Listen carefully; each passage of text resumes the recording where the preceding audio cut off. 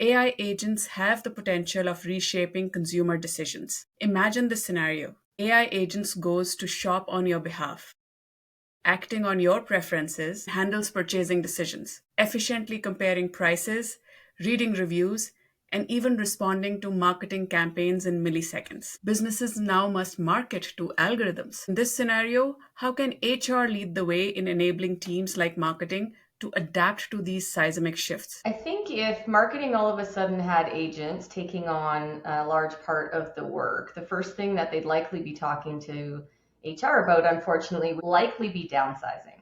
I think a lot of HR professionals think, well, I'm ready to do this. I know how to make cuts. I know how to make packages. I know how to reorganize the workforce.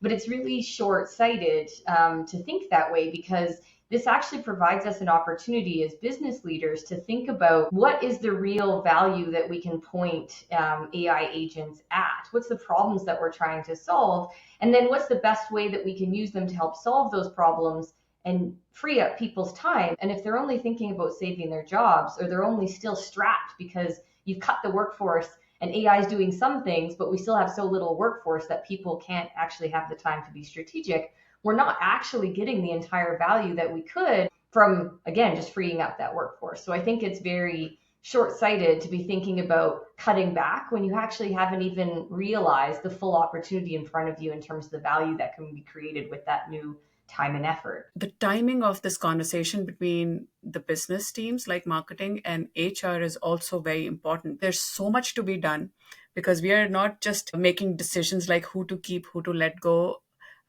which are right now being done in a very transactional way. It's more around redesigning, restructuring the entire department because the purpose of and the value that that department brings to the organization is going to significantly shift. So HR cannot wait for the marketing team to come knocking on their doors to say, hey, now we are ready. Come help support us, because then we get into that transactional relationship between the business and HR teams. HR teams need to be at the table when the inception of the change is happening versus when decisions and choices for the change have been made.